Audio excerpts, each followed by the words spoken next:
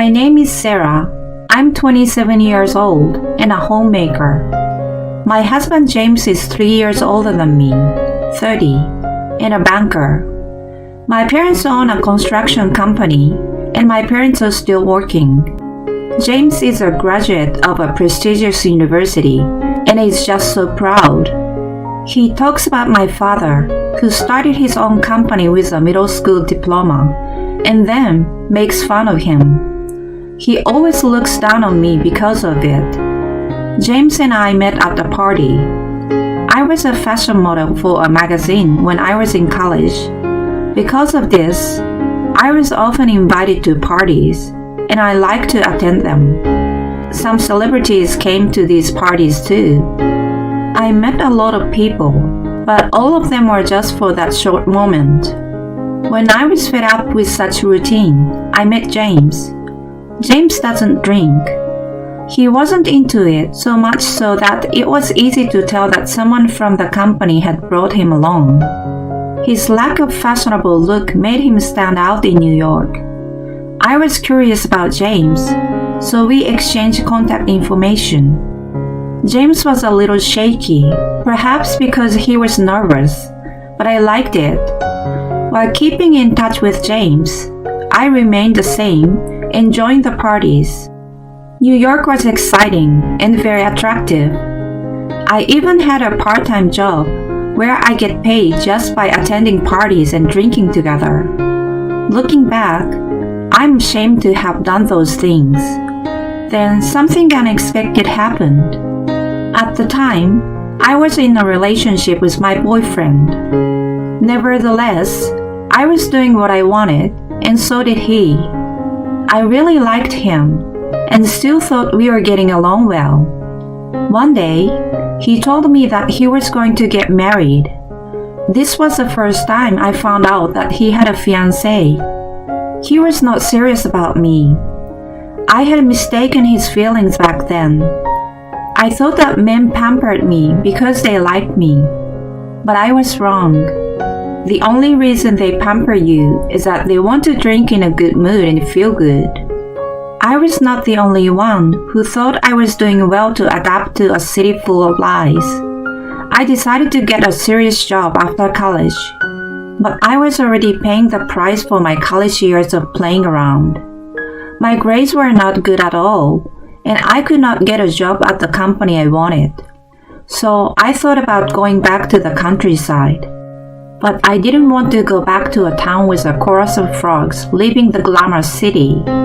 I lied to my parents and said I would stay in New York a little longer because I was about to get a job. My parents were concerned, but It's your life. You are responsible for it. and they let me be free. But once I had enjoyed earning money easily, it was hard for me to lower my standard of living.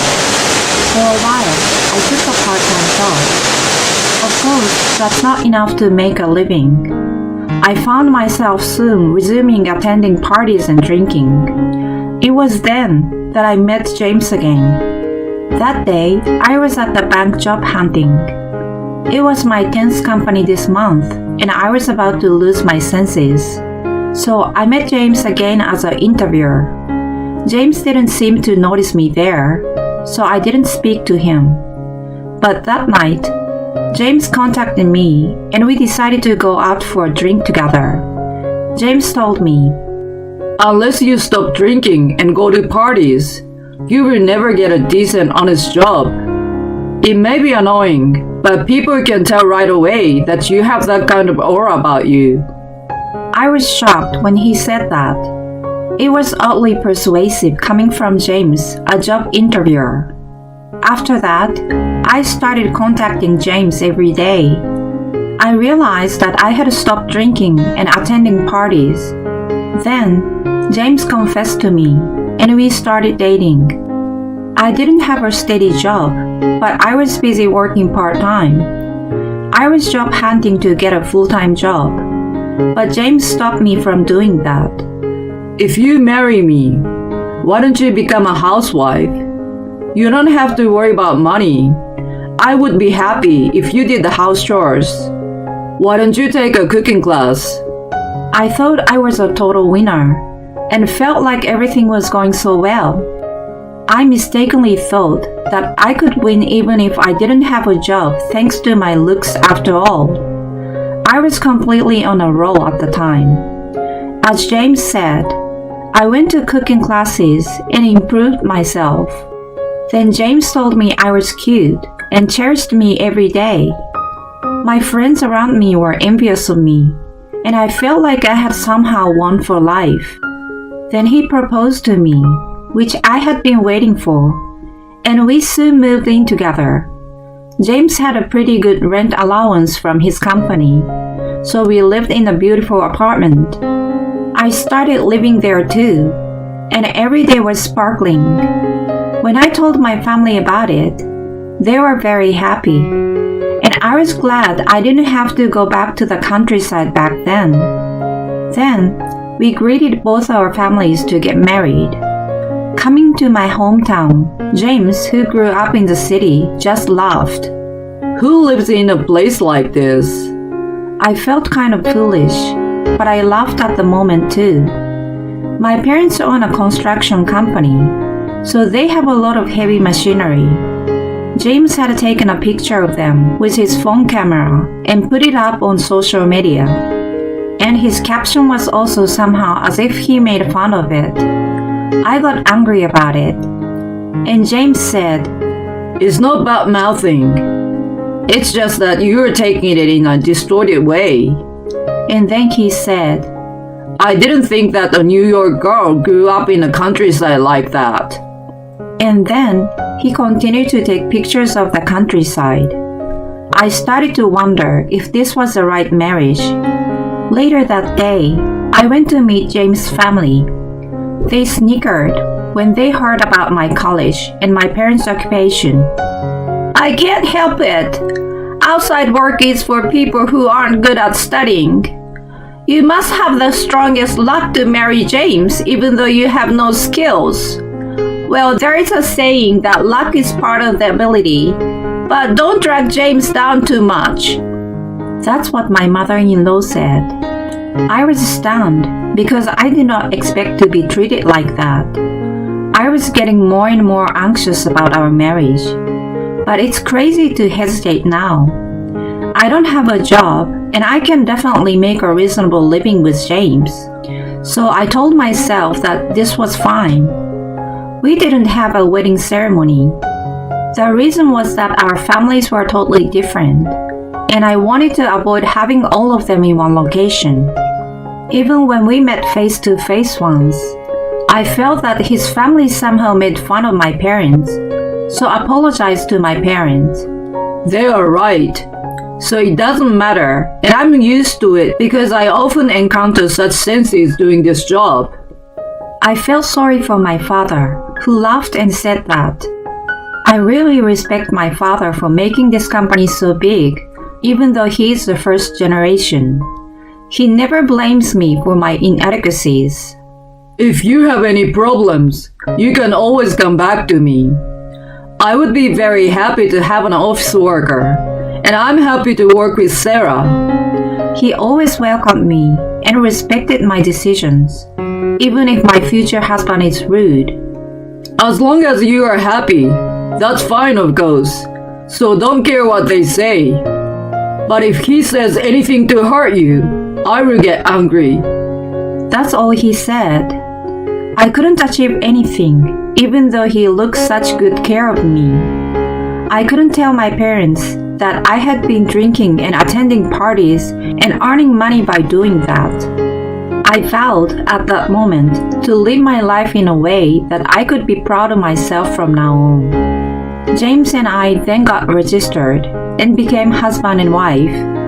Every day, I made James lunch, did the house chores, and waited for him to come home. I was a nobody, trying to be the best wife I could be for James. But James changed after we got married. James didn't like anything I did. He would say, That's why people with different backgrounds hear different values. He also took his work stress out of me more and more. And the hardest thing of all was that we couldn't have children. We wanted to have children as soon as we got married, but we couldn't have children as we had hoped. We went to the clinic to run some tests, but we couldn't find any problem, so we continued doing our best. 6 months after we got married, we quarreled over a trivial matter. I will never forget what James said to me at that time. I was so unlucky by getting a wife who can't have kids, can't work, and isn't productive. I can live without you without a problem. But then, you would get some support from the States, wouldn't you? You are 100 years too young to talk big to me. That's what he said. This is definitely moral harassment. Whether I was angry or crying, James' rage echoed through the room. I still put up with the thought that I must be getting punished for my past behavior. Then, a good story came to me. My father told me that there was a nice property in my city. He said that a friend of his was going to be transferred, so he wanted to sell his house. When I told James about it, he wasn't too keen on the idea, but we agreed to go and have a look at it. The houses are close to James' office, and my father's friend is willing to sell it to me for half the market price. However, my father had already bought the house. If we don't move in, the house will be the second house of my parents. And he told me, I would be grateful if you would live in the house. A house deteriorates if someone doesn't live in it. You don't need to pay the rent, so why don't you move in? I know you will need money in the future, so I think it would be good to save it now. I soon suggested that to James.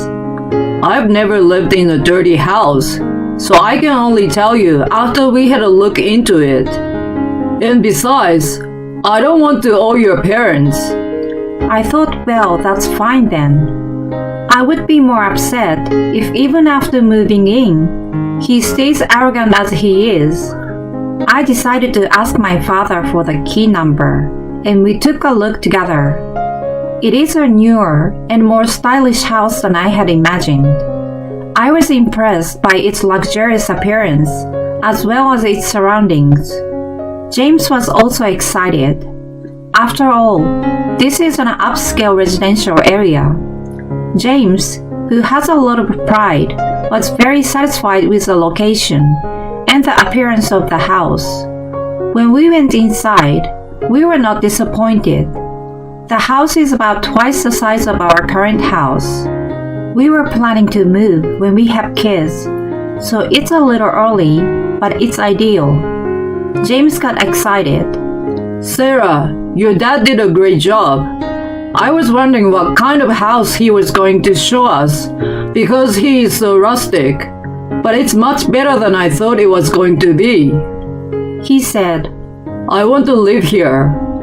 I agreed, but I wanted to pay my father a little rent. I felt too bad to let us live here for free. I told my father that. It's totally fine for you to live here for free. I mean, that house, in my opinion, is not very resistant to rain.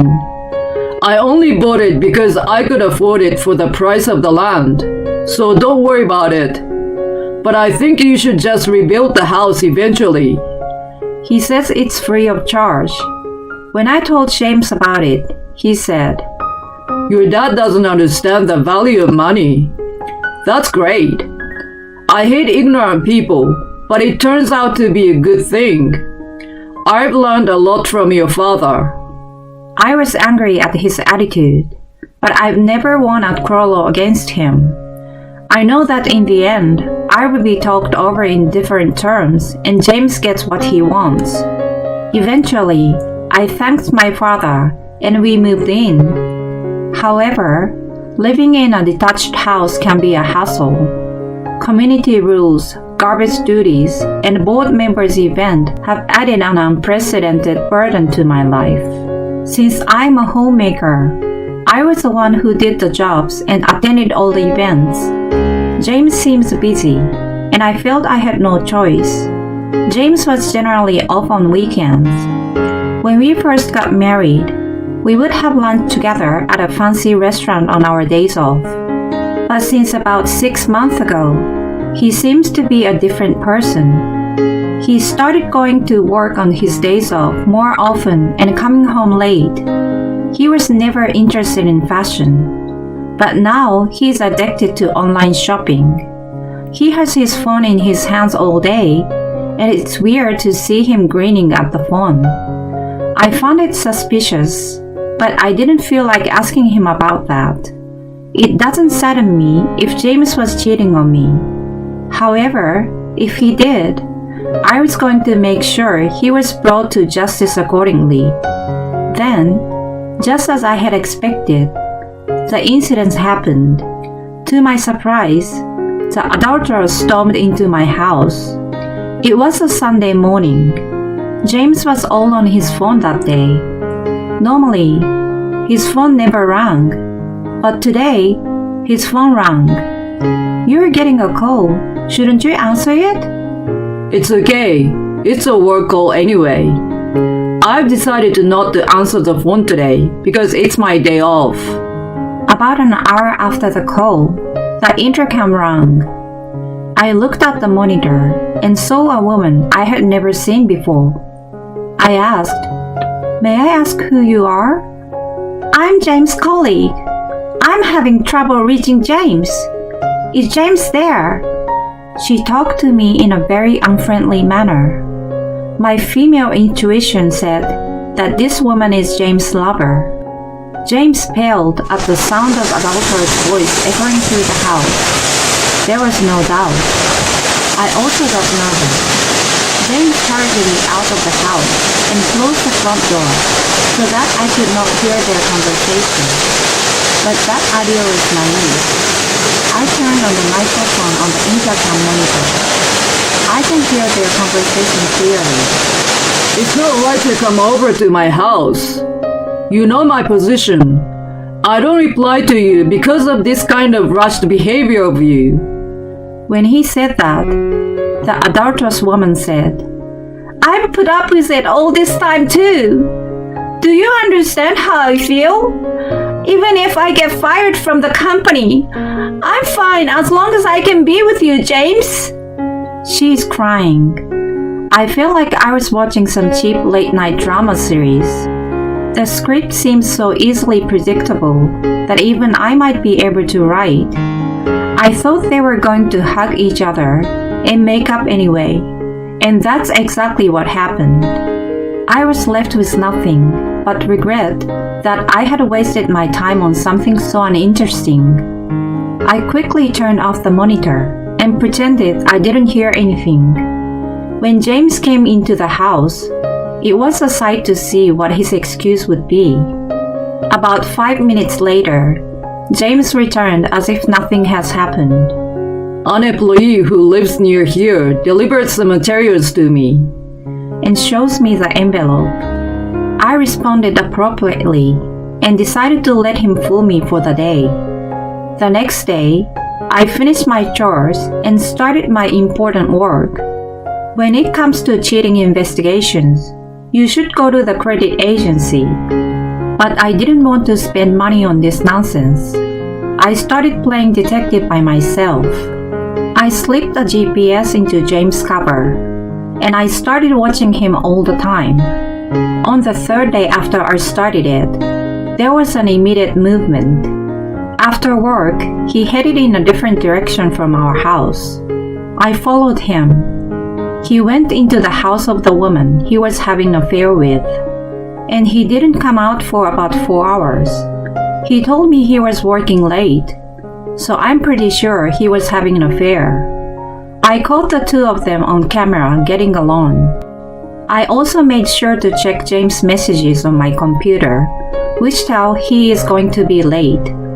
It was so easy to capture them together, which made me sincerely glad I didn't hire an agency. The material is so well done that it is hard to believe that I have been playing detective for a week.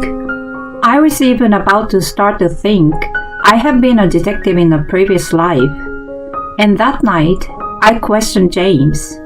James, there is something you're keeping from me, isn't there? I think it's time to settle that story now. But he changed his face to a serious one, as if he could sense my determination. What's your point? What's wrong with you? You are living a stress-free life where you don't have to work. There is nothing more luxurious than that. I think you should turn a blind eye. He doesn't seem to feel sorry at all. I'm fully prepared for that. I don't have any feelings left for James. That's why I said it clearly. That's called moral harassment. I don't work outside the home, and I don't get paid, but I have taken care of you perfectly. So I can't forgive you, and I don't think I can be with you anymore. That said, James started to laugh.